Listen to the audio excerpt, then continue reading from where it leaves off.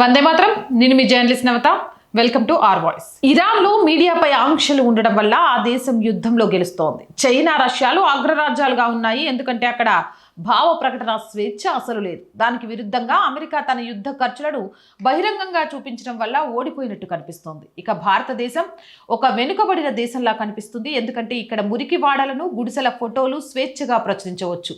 Social మీడియాలో కొన్ని వర్గాలు తమకు నచ్చినట్టుగా కథలు సృష్టిస్తారు. ఏకంగా బెంజమిన్ నెతన్యాహు గురించిన వదంతులు కూడా వ్యాపింపచేస్తారు. ఇరాన్ సాధించిన ఏకైక విజయం ఏంటంటే అది ఇరాక్కు పట్టిన గతే పట్టలేదు. 2003లో జార్జ్ బుష్ నాయకత్వంలోని అమెరికా ఇరాక్పై దాడులు చేసినప్పుడు ఇరాకీ సైన్యం పారిపోయింది. దానికి భిన్నంగా ఇరాన్ తన స్థానంలో నిలబడి దృఢంగా పోరాడింది. అమెరికా ఇకపై అగ్రరాజ్యం కాదనేది ఒక కఠోర వాస్తవం. గాజా శాంతి సదస్సు చిత్రాలు బయటపడిన క్షణంలోనే ఈ విషయం స్పష్టమైంది.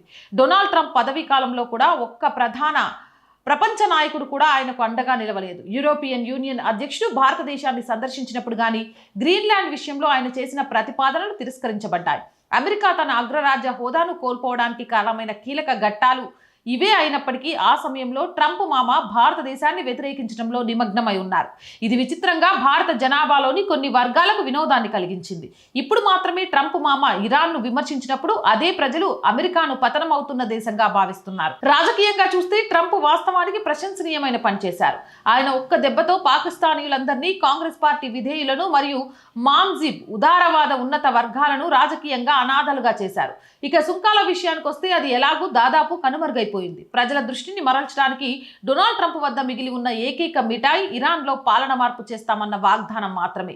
ఇరాన్లో అలాంటి పాలన మార్పు జరగకపోవడం బహుశా ఒక రకంగా మంచిదే. రాబోయే మధ్యంతర ఎన్నికల్లో ట్రంప్ మామ ఓడిపోవడం ఇప్పుడు దాదాపు ఖాయం. ఆయన ఆమోద రేటింగ్లు ఇప్పటికీ పడిపోయాయి. అయినప్పటికీ మరో సానుకూల ఫలితం ఏంటంటే ట్రంప్ ఇరాన్ను సమర్థవంతంగా గణనీయంగా వెనక్కింటారు. ఇరాన్లో ఉద్భవించబోయే తదుపరి తరం నాయకులు బహుశా ఒక కొత్త రకానికి చెందిన వారే ఉంటారు.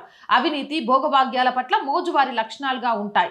ఒక భారతీయుడిగా మీరు ఖచ్చితంగా తటస్థంగా ఉండడమే మీ ఏకైక కర్తవ్యం. మీరు అమెరికాతో పొత్తు పెట్టుకోవాల్సిన అవసరం లేదు. ఇక ఇరాన్తో పొత్తు పెట్టుకోవడం విషయానికి వస్తే అది ఆచరణయోగ్యమైన ఆలోచన కూడా కాదు.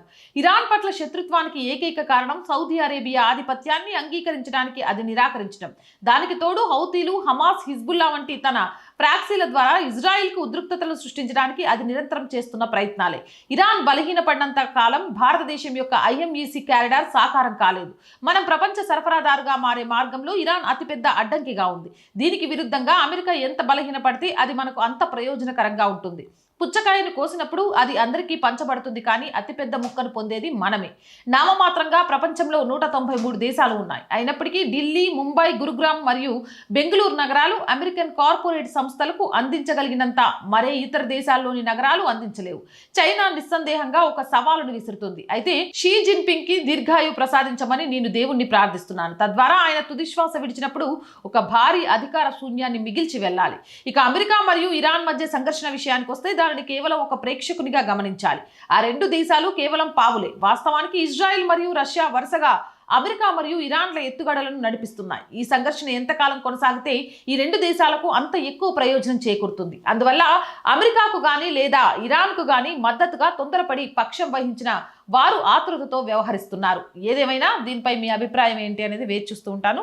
కామెంట్ సెక్షన్లో పెట్టేయండి. జై హింద్, జై భారత్. సో రోజు చెప్పేదండి, R group of channels, R voice, R political, R Sanskriti, 3 మన ఛానల్సే. So please subscribe our channels. Content బాగుంది అనిపిస్తే లైక్ చేయండి, షేర్ చేయండి. ఆర్థికంగా first week salaries, house rent ఇలా చాలా ఉన్నాయండి. మీ అందరి సపోర్ట్తోనే ఆర్ వాయిస్ ముందుకెళ్తుంది. అలానే ఆర్థికంగా సపోర్ట్ చేసి ఈ నెల మా కష్టాలను గట్టెక్కించండి. సపోర్ట్ చేస్తారని ఆశిస్తున్నా. సపోర్ట్ చేయాలి అనుకున్న వారు సబ్స్క్రిప్షన్ పక్కనే జాయిన్ అనే బటన్ ఉంది.